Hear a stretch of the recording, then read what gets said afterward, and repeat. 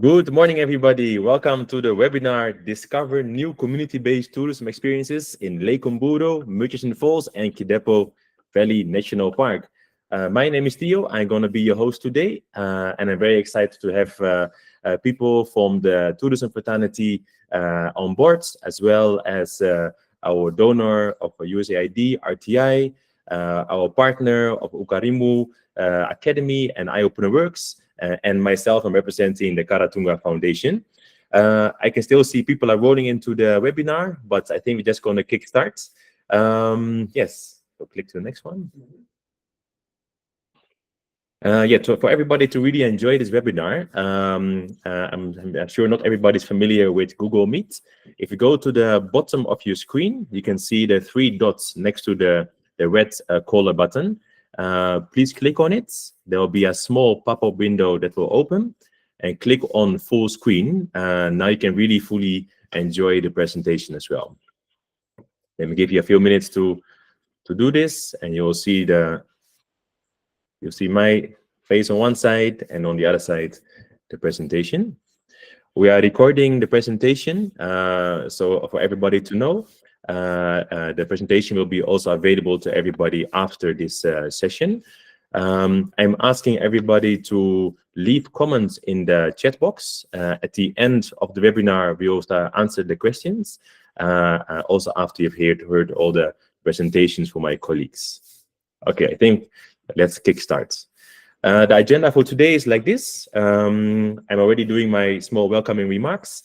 We'll have a small introduction from the donor of this project, from the Biodiversity for Resilience activity by USAID RTI. We will go to the project lead implementer, the Kara-Tunga Foundation, give a word, also our implementing partner of Ukarimu Academy. Then we will kickstart actually, and we'll go deep into the experiences we have developed over time, done by our tourism development consultants, who all get a slot to share something about those experiences. And after that, we'll answer your questions and give you some closing remarks. And you can also download the slides, download the video of the webinar, and also you will get access to special booklets which have been made for this landscapes. Okay, let's go. So I think once again, I think I went already through my welcoming remarks. It's a bit a non-formal setting. Each of our partners and also the tourism development consultants, they'll introduce themselves when they will have their time frame within the presentation of this webinar to economize some time. As me, I'm really appreciating the opportunity. I'm really thanking everybody to make time if you're busy schedules to actually be here present for this 1-hour webinar. My name's again Theo Vos. I'm a director of the Kara-Tunga Foundation. I'll share later a bit more about that. So I think I'm going to hand over, I'm going to hand over the stage to Ms. Anna Natukanda. She's representing USAID, RTI, our donor. Anna, please unmute yourself, open the video, and most welcome to this webinar. Thank you, everyone. Thank you, Theo. Good morning. My name is Anna Natukanda. I am the communications specialist with USAID Uganda Biodiversity for Resilience activity. In short, we call this B4R. So B4R is the one supporting the community tourism projects that you'll hear more about in the course of this webinar. But to give you a brief background about the activity, the activity is a technical assistance project. It works with communities, the private sector, and the government of Uganda to support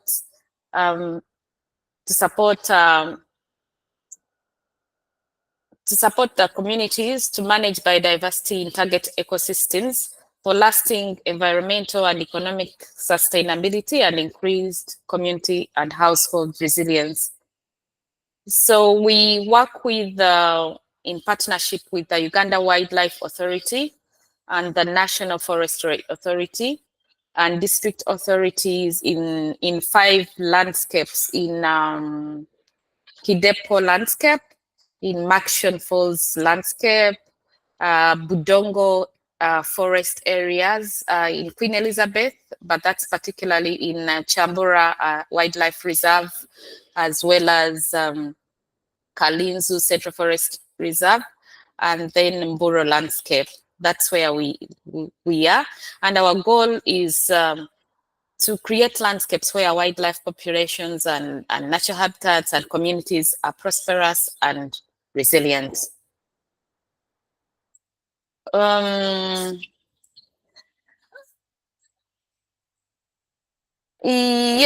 basically that's it. About, you said before R, it's implemented by RTI International. So I would like to hand over back to Theo, and then I can take any questions later in the Q&A.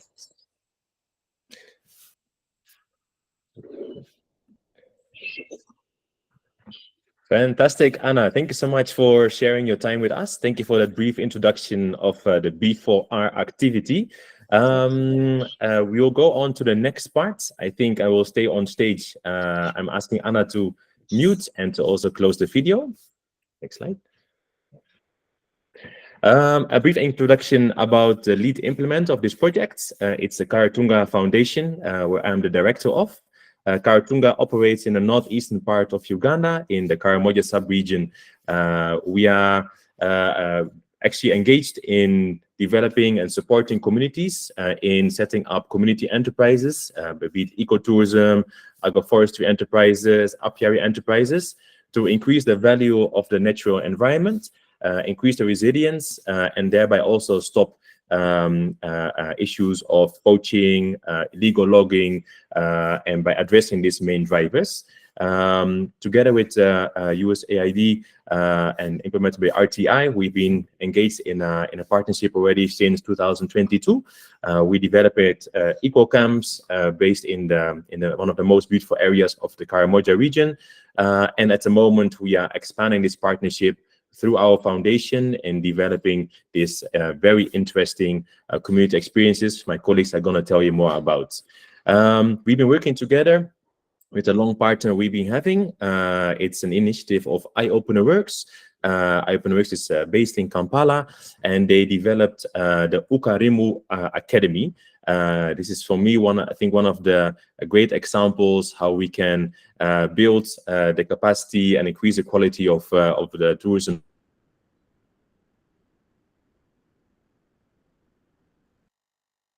sector in Africa as a whole. I'm going to hand over the stage to Laika Kasule.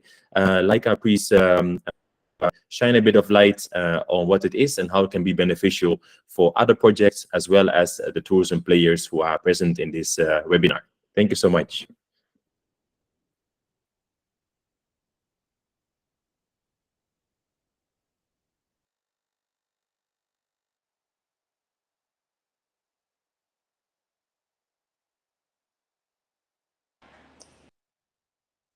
Yes, good morning, everyone. I think I dropped off as I tried to switch on my camera, but indeed, thank you so much for hosting this video, and thank you as well for USAID B4R for making it possible.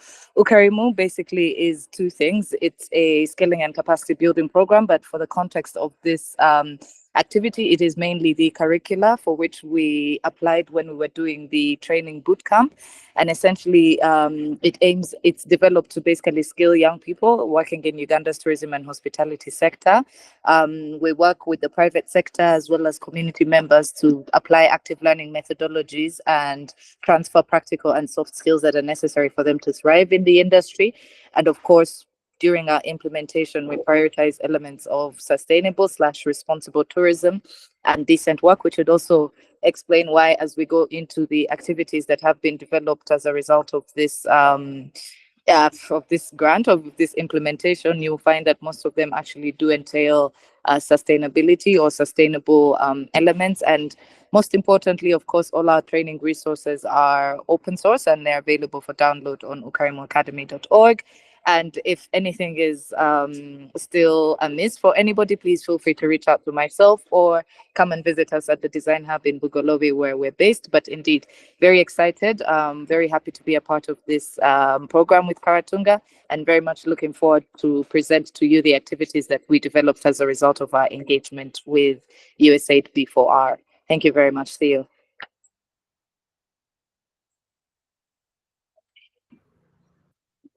Okay, thank you so much, Laika. You can mute and close the video. Thank you for that contribution. I really motivate everybody in this webinar to dig into the website, Ukarimu Academy. Google for it. You'll find open source curriculum that you can use to really improve the quality of service in your hotel business, tourism business, and we are adding other niches as well in the tourism sector soon. For this particular activity project, we actually use the curriculum for product development, and one of the giants in this area is our lead facilitator of the project, and his name is Eli. Eli, I'm going to hand over to you. Please give us, shine some light on the project, what was the approach we used, and to maybe also share again with a nice map which scope we've been operating in. Eli, please take the stage. All right, thank you very much, Theo, for the introduction, and thank you everyone for joining this webinar. Eli Mesigi is my name. I'm the lead facilitator for this project and product development consultant. Now, going straight to the products that we focused on, we focused on 3 geographical areas, and the first one is the Kidepo Valley Landscape, or KKAKKA, which is an association for the 6 districts of Kabong, Kotido, Abim, Kitugum, Karenga, and Agago. So that's the wide area that we were focused on. But then the major focus was on the areas around the Kidepo National Park. And then the next one was Murchison Falls National Park, or the areas, the northern part of Murchison Falls National Park in Noya District, and specifically Apwoyo Sub-County. So that's the area that we focused on. And then the third area of focus or scope was Lake Mburo, the northern part of Lake Mburo National Park in the Rurambira Conservancy. So that's the area that we focused on as well. Next slide. And then the approach that we used, we started with the sensitization visits. So we had to go on the ground, and I had the privilege of visiting all the 3 landscapes. So we started with visiting all the landscapes to map out what are the potential activities, the products that are available for the tourists when they visit these areas. And the main focus was we're looking at the activities that tourists can do within a period of about 2 hours at most. And we shall have more details about that. Then we came up with the products that we think they are viable, the most viable products that can be done within that time frame, and then that have potential to be developed for the tourists. So we identified the individuals, some of the areas we identified the guides, activity hosts, and they were invited for a 2 weeks boot camp in Gulu. And our focus was mainly on the soft skills that can help them sell what they have already on the ground. And after the training, we went back on the ground to see what they have developed or the progress of the boot camp. So we followed them up and we tested these products. Can they be done in 2 hours? What are the technicalities? What are the facilities that are available for people who are doing these activities? And then afterwards, the promotional materials were developed for these landscapes. And then we'll be, like Theo said, that we'll be having these materials shared with you. And then after that, of course, that's the journey that we have taken to come to this point where we are launching the products that you are going to be hear about more in the next presentations. Thank you very much, Theo.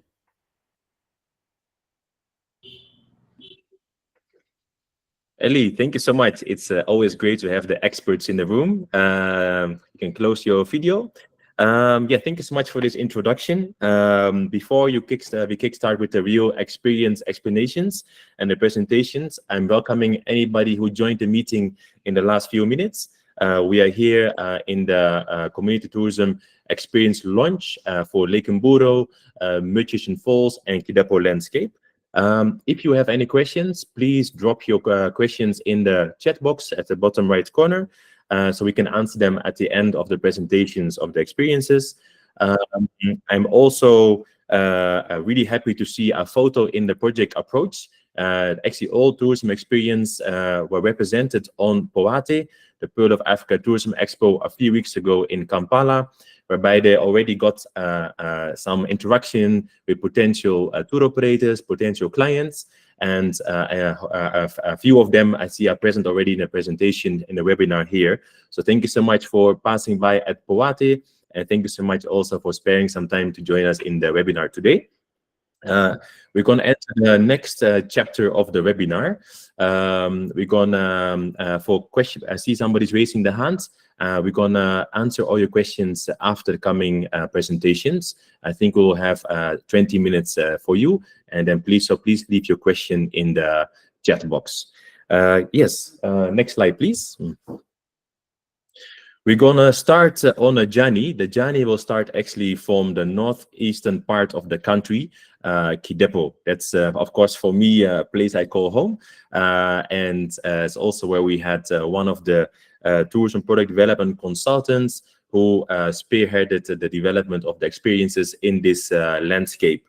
Brian, I'm going to ask you to be on standby and to open your video and your audio and share something with our visitors today, like what did you develop, what's so unique about these experiences, and how can they package this on their itineraries passing the northeastern part of the country. Take it away.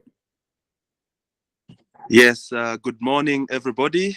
I'm very much privileged to be part of the team. By the name's Luktai Brian, and following the previous presenters, they mentioned that we developed new products in the 3 various landscapes, and I was privileged to lead the team in the northeastern part. That was around Kidepo, and we're working in the KKAKKA with KKAKKA, which is the Community Wildlife Association, and also a conservancy covering 5 districts of Kabong, Karenga, Abim, Kotido, and Kitgum.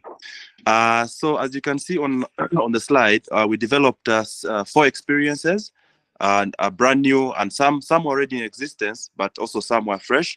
The first one being a day in the life of a community scout, and the second being the actually culinary and traditional dance experience.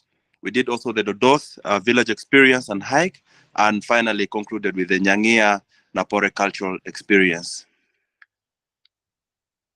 Diving deep into the experiences that were developed, we came up with one of the experiences, which is the actually culinary and traditional dance experience, which is actually in Agago district.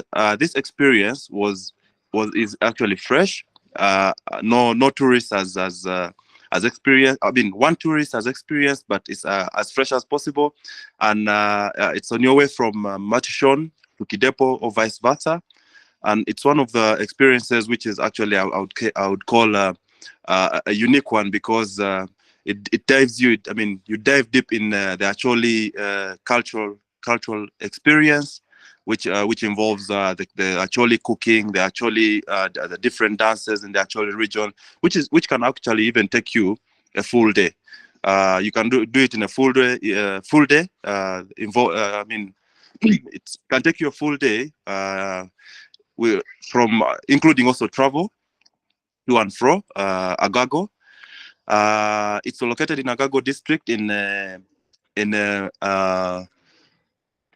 sub-county called Panyimur sub-county. The next experience is a day in the life of a community scout.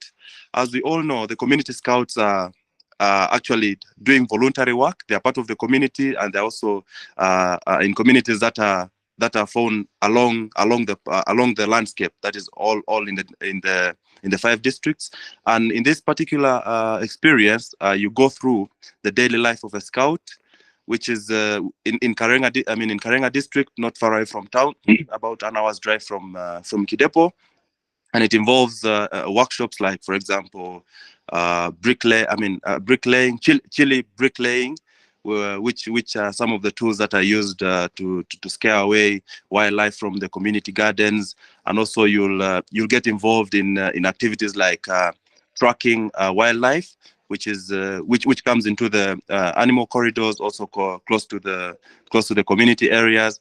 And actually, this experience brings an extra cash to the community scouts, because they do their work voluntarily and don't get paid for being a community scout. So this brings back some income to them to sustain them in their daily life.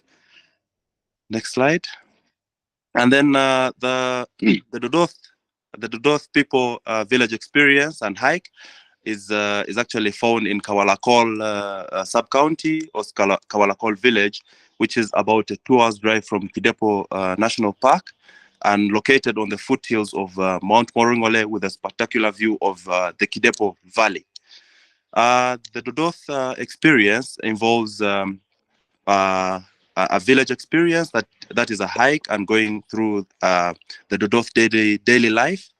And it was previously there. Some tour operators or some guides took clients there, but it wasn't well structured. So through the boot camp, we were able to identify guides and also structure through using the Ukarimu curriculum. We managed to structure them and also give them some soft skills like customer care, and also other skills that are needed to have a good experience. This would take you about 3 to 4 hours in during the experience, which involves the walk or hike in the village, and also a traditional dance, Dodoth dance experience to conclude the experience. The next one is the Nyangia Napore. The Nyangia Napore cultural experience is done by a group of people living around Karenga, who are the Nyangia people. As we all know, Kidepo, people doing cultural experiences in Kidepo only do one village, which is Lorukul. And with the high season now coming in, sometimes there's a lot of pressure that is exerted on Lorukul community, in that some tourists don't have a full experience of the cultural experience around Karenga. So we thought it wise to involve this particular group to do the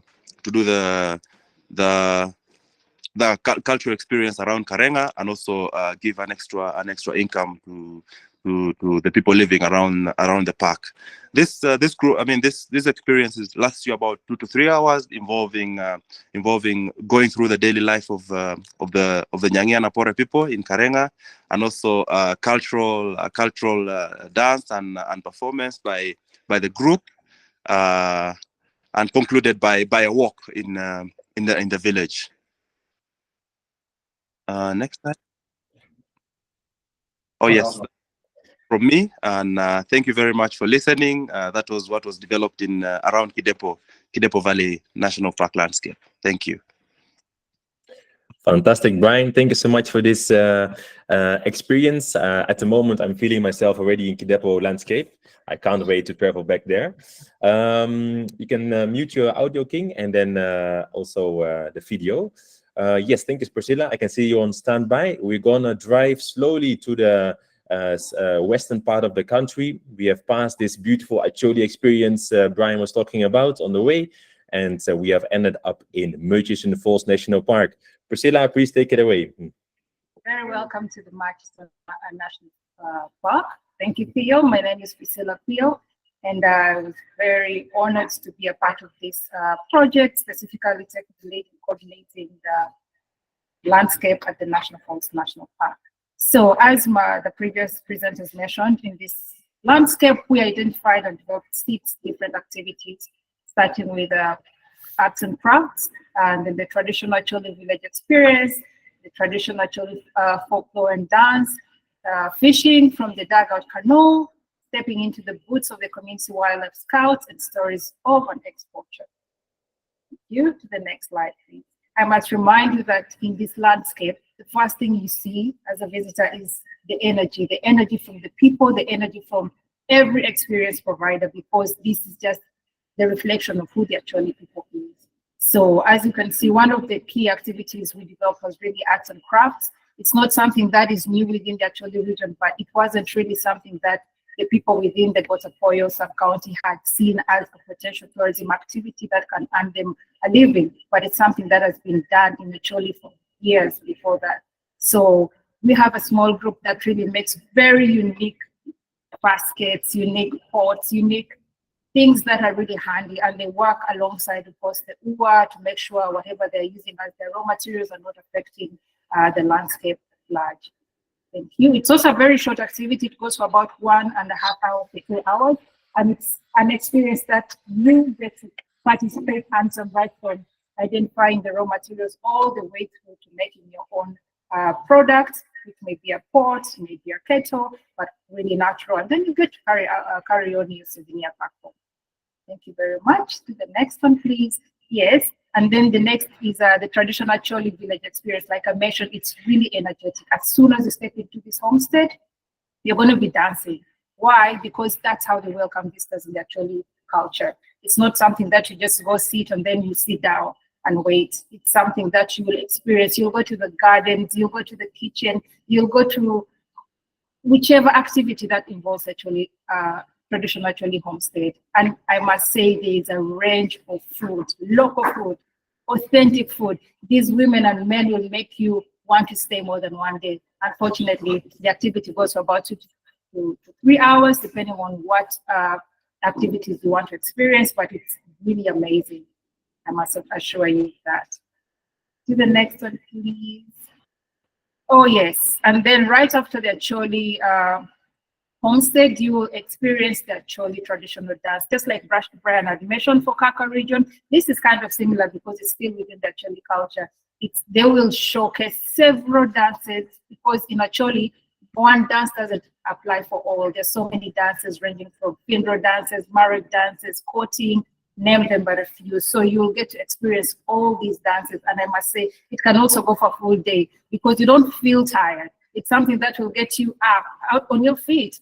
I experienced that, and I believe you will enjoy the same experience. And yeah, it also goes for between 1 and 2 hours, not very pricey. This is a group of community members who, before revisiting their community, they're basically doing it on a basis where people invite them for funerals to just go perform in funerals or schools, but not really seen as an activity that can, earn them extra income. So it's nice that they're now well established, structured, and happy to showcase more about their cultural dances.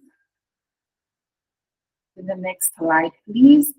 Yes, and stories of an exporter. This was an interesting activity that we developed. Why? Because we're working, we identified, the community came up and told us, you know what, we've been working with UWA, again, really on voluntary basis, to just sensitize the community, because we are proud of our landscape. We are proud that, yeah, we're lucky to have animals, the game park right next door, but unfortunately, people have been taking advantage of the animals because they want to provide for their families and also just to feed their families. So it was nice that this group came up to sensitize the community, to stop this vice, basically by dramatizing it, to showcase why they do it and how bad it can affect them. Of course, it comes to the local consequences, which involves even imprisonment, and that leads to struggles within the family. So this is what they showcase. It's really action-packed. They show you what the experience is. Of course, they don't use real life animals, but it's just a demonstration of what has been happening. And yeah, we're happy to know that the vice is really lowering. People are now going to alternative activities to provide for their families. And yes, please visit, because they are very happy to always do this, and they're working alongside other stakeholders within the landscape. Yes, close to that is the activity stepping into the boots of a community wildlife scout. Like Brian also mentioned, even in the Murchison landscape, it's really a group of volunteers who have been doing doing this activity for a while because they want to manage the human-wildlife conflict within their communities, within the park, between the park and of course their communities, without really harming the animals, but also affecting the people. So they've been using really natural ways of pushing away the animals out of their communities. For example, using chili, using jerry cans. They bang these tools to just chase away the elephants. And of course, a very unique tool that I also saw for the first time called the banger. The sound is crazy, it's like a gun, but it's really something that scares the animals, nothing harmful, but something that is effective in a way that animals know there's a bridge between the community and the animals, but really making sure people understand the need to coexist with the animals. And then the last one, we identified is really fishing from a dugout canoe. It's a very interesting activity that we are still building up on, but it's basically showcasing, giving experiences to visitors to go on local canoe made from within the community traditionally, experience the Nile, get fish, go and enjoy the fish without really harming the fish at the end of the day. But we haven't really structured that, but it's something that is to be determined as we continue because these activities are still yet to be built up. So these are some of the activities we developed from the Murchison landscape. And trust me, visit. They are amazing people. The energy is to die for because it's really unique. This is a community that hadn't done this before in the tourism aspect. But right now, you will tell the story once it is. So welcome to Murchison, and I hope you enjoy the visit. Thank you, Theo. Wow, fantastic, Priscilla. I'm sure there's a lot of hand claps going on behind the screens. Thank you for this amazing work you guys have done. And yeah, this is really a way for the community to benefit from tourism. I think it's the new way of sustainable tourism. So all our fellow colleagues who are here in the sector, yeah, please make sure that you embrace these initiatives and make also the communities around the parks benefit from your tourists. And I think, like you have seen in our slideshow, we say this is everything beyond the park, have an impact also beyond the park. If you can see, we have been to Kidepo Valley landscape. We presented there a couple of experiences from brand new Acholi experiences to some enhancement of existing tools to the community to really attract more people to get out of Kidepo Valley National Park. After that, Priscilla presented a full scala of brand new experiences in Murchison Falls, from making arts and crafts in Pakwach to experiencing how the wildlife scouts are scaring away the animals, and to many more other adventures you can participate in with your clients. And something to remember, if you only sell wildlife tours to your guests, of course, after 3-4 days in the park, they might also be exhausted of sitting in the car or looking at wildlife. Actually, you'll be able to add more days to your itinerary when you include these kind of experiences. And from my knowledge, if people come to Uganda, I think the people is what people always talk about. The beautiful smiles, our happy people, our culinary experiences. That's what makes Uganda so unique, besides all our natural wonders. Okay, I hope my colleague Laika is on standby. We're gonna travel more to the south to Lake Mburo, and I'm really curious to know what you have been developing here with the communities of the Conservancy, and yeah, please shine some light on that. Thank you so much, Laika. Indeed. Welcome to the land of milk and honey. But indeed, so my name is Laika, of course, as Thea has already mentioned. I also mentioned earlier, and I was responsible for developing the products within the Lake Mburo National Park, where we worked specifically in the Rurambira Conservancy, and we basically developed community tourism experiences. Again, just to supplement on what Theo, my colleagues Brian and Priscilla have also shared, to support basically established business plans of the Conservancy, as well as support community members in earning revenues from the tourism related activities, and therefore improve the positive balance between the human and wildlife interactions. Okay.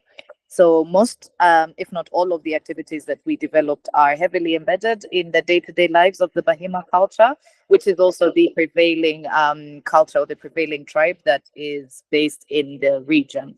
So we developed a cows and milking experience. We developed an arts and crafts experience, as well as a very immersive cycling safari or cycling product that you can experience whilst you're in the national park.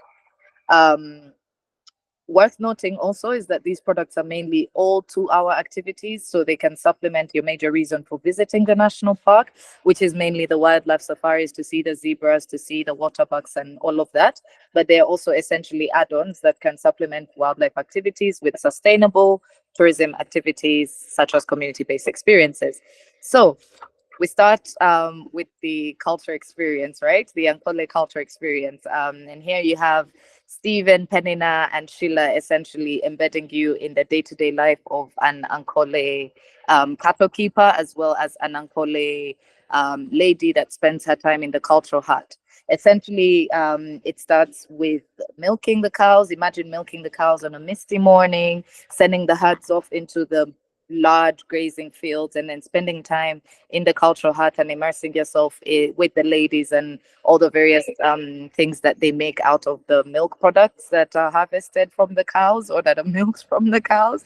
But essentially your ghee making, your butter making, as well as yogurt. There's also tasting that takes place, but also the storytelling around what happens in the cultural hut, what are the various milk pots, the sizes, the types, the how these relate to the various members of the family, and what is drunk in what and what is not taken in what is all part of the experience, but essentially very much about the cows, the milk, and the day-to-day life of an Ankole cattle herdsman or cattle family. The next experience that we've developed is the arts and crafts experience. And indeed, here you can embed yourself in colors, in beads, in the beauty of the culture. As Nana and Jackie will take you through jewelry making, making of wedding ornaments, but then also the milk pot covers. Remember, I mentioned the milk pots in the milking experience. Well, essentially, each milk pot cover or each milk pot has a specific cover that basically relates or indicates which family member uses which cup or which milk pot. And essentially these are made with traditional sisal, which is actually harvested from the garden in the neighborhood.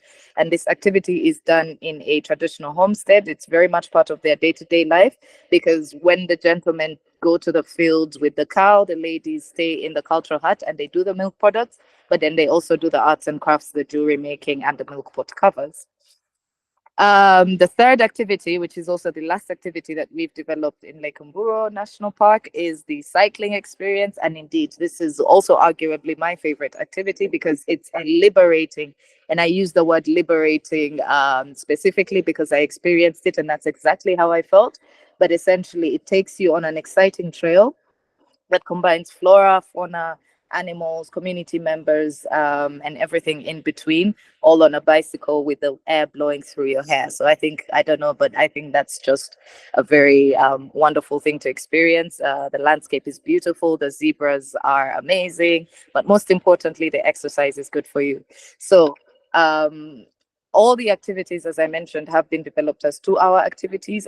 They've been developed by community members, and they're essentially ranging, have prices ranging from 30,000 to 60,000 to even 50,000. So please feel free to bring yourself, your family, or your visitors, add them to your itineraries, but essentially please support the efforts towards generating or translating or transferring tourism revenues from the national park all the way down to the members of the communities that are surrounding these national parks. I look forward to receiving any questions. Thank you. Yes, great. Thank you so much, Laika. I'm sure people are on the tiptoes, on the point of the seats to start and enjoy these experiences. We are here almost at the end of the webinar. I'm going to ask everybody, if you have a question, let's try to summarize them, put them in the chat box so we can all go through them one by one and to also economize some time. Laika, thank you so much for sharing again. This project is really about for the communities surrounding these protected areas and these community conservancies to benefit from tourism. And also for me, I always say to get the tourists out of the vehicles and enjoy the landscape and the people who are surrounding this and who are protecting also this natural wonders of Uganda. If you go now to the next slide. There's some alarm going off in my area. I'm really apologizing for this. I don't hope it's too much. The next slide. So we've launched 13 new community experiences, community-based experiences. I just put it extra in the slideshow. These experiences are hosted by the community themselves. There's no tour operator in between them, and it's only for Lake Mburo, where the Conservancy management organization is supporting these efforts and is coordinating these tourism activities. But for all the other activities, it's managed by the community and it's developed by the community for the community, whereby the revenues in most of the cases also are going to a village saving and a loan association, benefiting everybody in those groups. Next slide. So the stage is open for questions and answers. If there's nothing in the chat box, I'm asking anybody to maybe raise your hand. Even for my own team, if you have anything you would like to supplement, raise your hand, and then we can give you 5 minutes to give you the stage. Okay, I see Miss Caroline Mutesi. I'm asking my moderator to unmute you. Maybe you can unmute yourself, Caroline, and then you can ask a question in the webinar. Thank you so much, everyone. Can you hear me? We can hear you loud and clear. Oh, thank you, Theo, for and the whole of the partners for this wonderful initiative. Because indeed, culture and wildlife should go hand in hand. If we only showcase wildlife only, we are limiting the people's experience and their capacity to enjoy more of Uganda and also spend more time. So yeah, like us to operators, I would first want to see, we want to first test. So when are the, what are they called, farm trips? Because there are some, like for us, like those new communities in, especially in Kidepo, in some of the experiences we've been doing them in Lake Mburo, like the walking and the cycling. But yes, many people may not be familiar with some of the places and the activities, so would like to see and to first experience before we can integrate them into our itineraries and also introduce them to our clients. Thank you so much again for this wonderful initiative. Thank you so much, Caroline. That's well had. In the current project we have, there's unfortunately no farm trip included. But I know our partners are listening at the moment, so I hope this is going to be a sound from all other tour operators and tourism professionals in this webinar. For now, it's up to you to, when you pass by, please experience these activities and also give us feedback. Something I also would like to add is these are all the majority are brand new experiences, and the community needs to also learn by practicing. I think all of us know the moment we started tourism, we are still a rough diamond, and over time we polished ourselves. And the same will happen also with the community tourism experiences. I think I have another hand of Evelyn. Evelyn, please unmute yourself.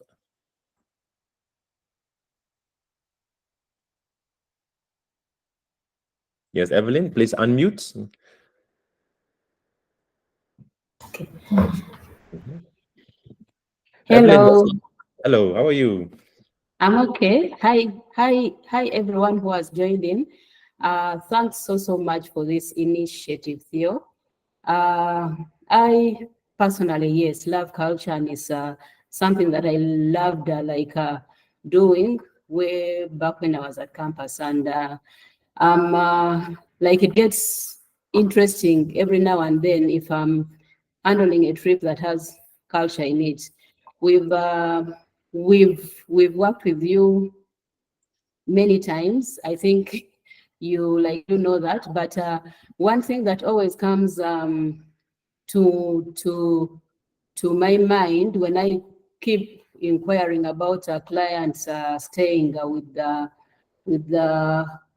guys at the kraal, that activity is not possible, because I remember even, I think a month or so, when we like tried to book, and we were being told that it is not available now, like clients are sleeping there, but all that they can do is the activity, and then they come back at the camp. But you know, sometimes we've got these clients that really, really want that experience, that authentic experience, to sleep at the kraal. Is there any possibility that at a point in time it will be available for sale again, you know, such that we know, and when will that be? Because we are already getting to the peak season, and since we had this response before, we kind of turn away that experience of the kraal, since we were being advised that it's not open, you know. It's not open now, but they can just do the activities and get back to the camp. Thank you. Thank you so much, Evelyn. There was a direct question, I think, for the Kara-Tunga activities in Karamoja. We will answer the question to you later. But I think for all the experiences we have here developed and the ones we are launching today, all of these experiences are available. There's no question if they are not possible to do, as long as they are booked timely. And we will share the booklet with all the contact details and the pricing for these activities. But Evelyn, I will shoot you a message privately about that experience. I think we have two more people in the who raised their hands. I think Saikat Village, Uganda. Please unmute yourself. Thank you, Theo. Good morning, friends. I hope I'm clear. You're very clear. Thank you. My name is Makai Mwebingwa from Saikat Village, Uganda, which is located in the western part of Uganda in Mpanga Gorge. My question actually goes out to Theo. One, thank you for this. I would want to ask you, Theo or Kara-Tunga, are you specialized in only culture tours, or do you also offer other tours like adventure and wildlife? How do we position ourselves if we want to, for example, promote these community-based tour activities? Do we make a cocktail of this so that we add, let's say, wildlife, and then we also have this, or do we only focus on these community and cultural tours? Thank you very much. Thank you so much. I see my sister Laika has unmuted herself. Laika, would you like to shine some light on this question?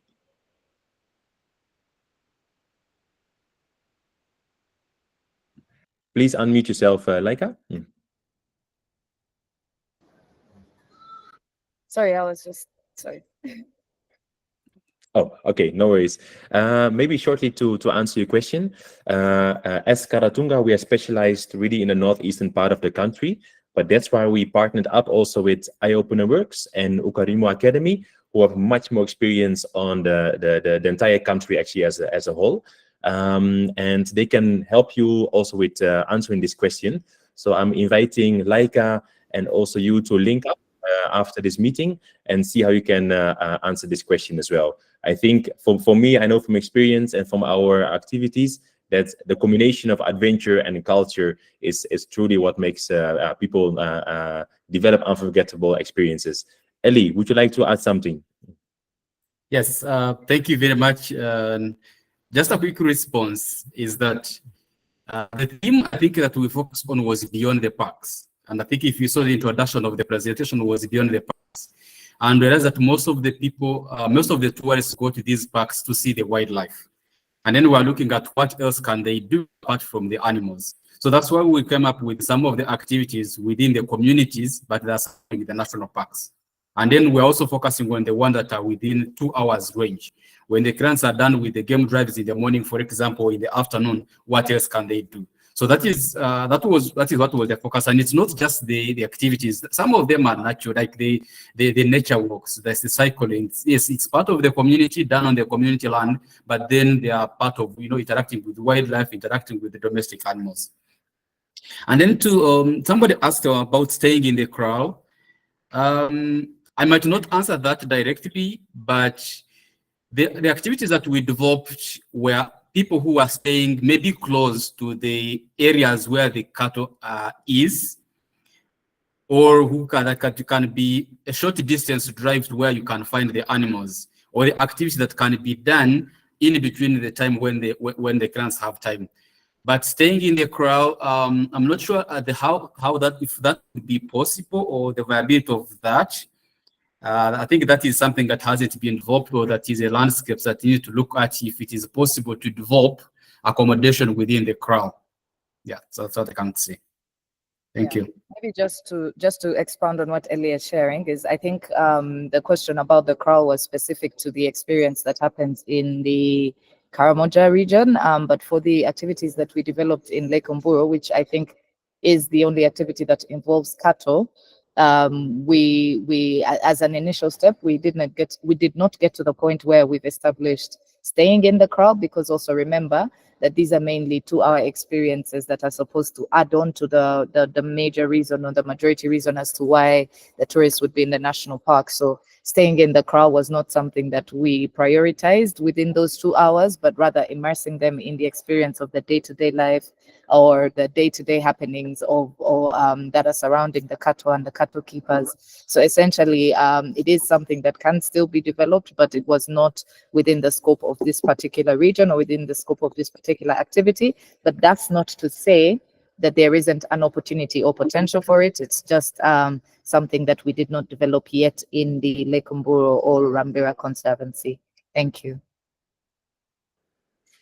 Okay, great. Thank you so much, Ellie and Laika, for elaborating on these questions.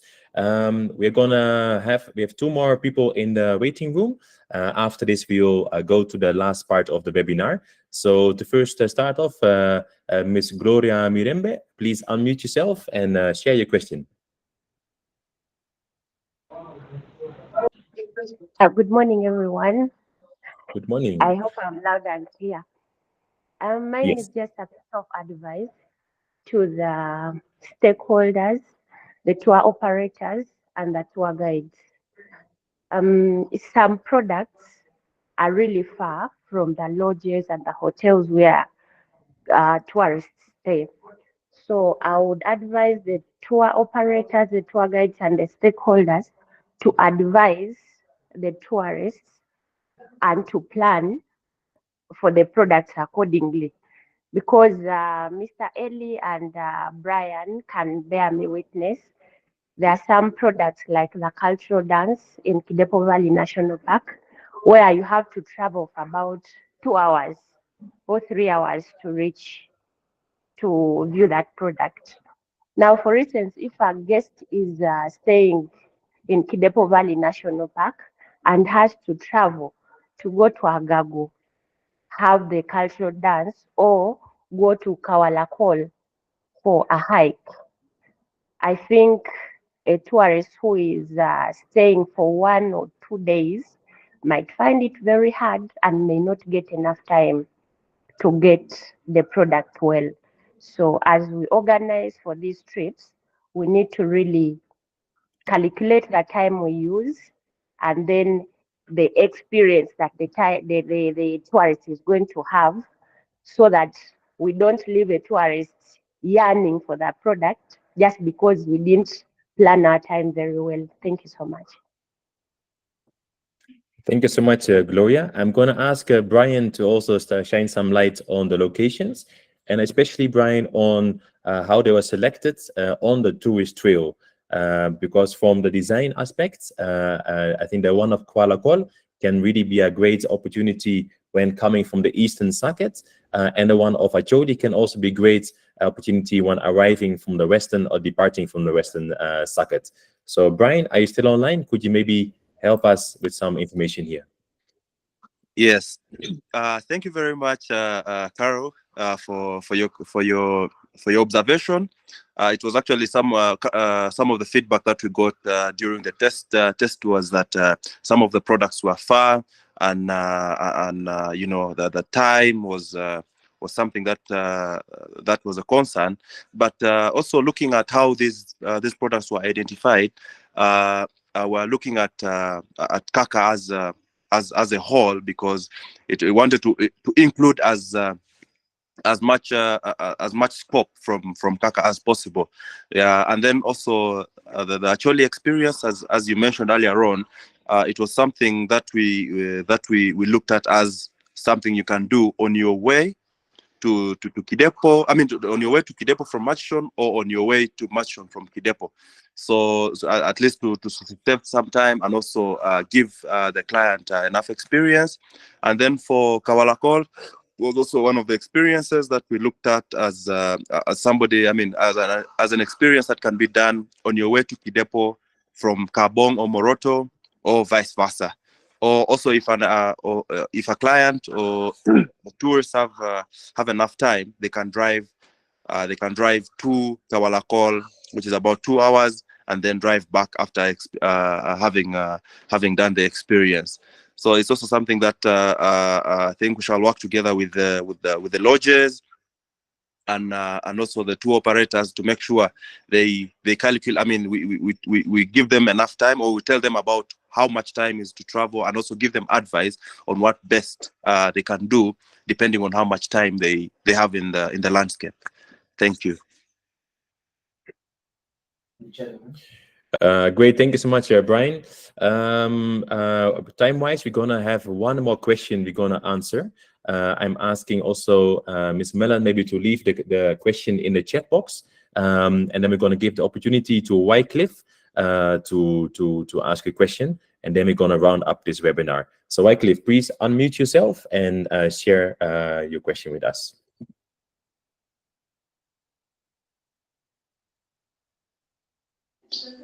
Hello, can you hear me now? Yes, Wycliffe, we can hear you. Yes, hello everyone. Good morning, everyone. I'm glad for this meeting, and I'm really very grateful for Ellie, for Laika, and others. I just wanted to submit something. It's not even a question, but something that someone asked. It was about if people want to sleep in a club. Like I explained so much, I think currently we didn't have it in your setup, but in our scope of work here in the Rurambira Conservancy, we have it. Actually, we are now setting up the lodge that it is within the community. However, the nearby lodge, which is Mhingo, it is the nearest lodge in the Conservancy. So at least someone can access the club at any time, whether he has slept at the lodge, whether he has little time, he can easily access the lodge because it is, I mean, he can easily access the club because it is very near within the Conservancy and within near the lodge. Yeah, I think that is what I wanted to submit. But we also have it in our plan. We need to have our own hotel, and we also want to have the classic toilets, which are of high standard. There we can even sleep in the clan, but as long as they have very good toilets, that is restrooms, then there they can sleep in the club. But we have it in our plan, though it has not yet started. Thank you. Okay, thank you so much, Wycliffe. As you will receive the booklets from the other landscapes, you'll also find the contact details of Wycliffe and the team, which you can contact by phone. And you can also ask them, how can I package all this experience the best, including my wildlife experience for my clients? I think still it's a really good question raised, and also a concern about the distance of the experiences. Yeah, so please contact us. We'll share our details, and also the details will be in the booklets of all the hosts of the experiences to see how you can package this best and calculate the distances from the lodges where clients are sleeping. Okay, next slide. I think that was it for our webinar. I'm really appreciating everybody who's been present here. We wanted to show even some videos, but I think that time did not allow us. But we have videos for you to be used during the marketing of these experiences. These are all high quality videos. They're all downloadable from the following link. Maybe you can show the link also. If you leave your email address in the chat box, we can share you also this link on the email. And otherwise, please make a screenshot of this screen or note down this link. you'll download 3 booklets of each landscape. In the booklet, you'll find an introduction of the landscape, the project, all the experiences also highlighted, and also the contact details of these experiences. In the same download link, you'll find an Excel sheet with all the pricing for the experiences. We didn't put them in the booklets because this ones might change over time. And we also have videos that you can download, and please use this for your marketing. If you leave us your contact details, there's even some high quality photos at the moment being finalized. Those ones are also going to be sent with everybody who left the email address, so you can use it on your social media, in your brochures, and you can make sure that you can market these experiences all over the world. So thank you so much. I'm thanking Anna, representing USAID RTI, the Biodiversity for Resilience activity, B4R in short. Also, all my colleagues from the lead facilitator, Ellie, to all the other tourism consultants. Thank you so much for here. Jono in the corner has been behind me trying to make us all work very well. We hope to see you soon during these experiences. So please leave your email and we can stay in touch with you, and we can share you more details along the way. My name is Theo. I'm the director of Kara-Tunga Foundation, also for Ukarimu. I think, Laika, would you like to share something also? No, just want to say thank you, Theo. Thank you, USAID. We've got to run now for the next meeting, but it was a pleasure being here. And indeed, please book these experiences, add them to your itineraries. Support community-led conservation. Bye-bye. Okay, thanks so much. Thanks, everybody. See you to the next webinar.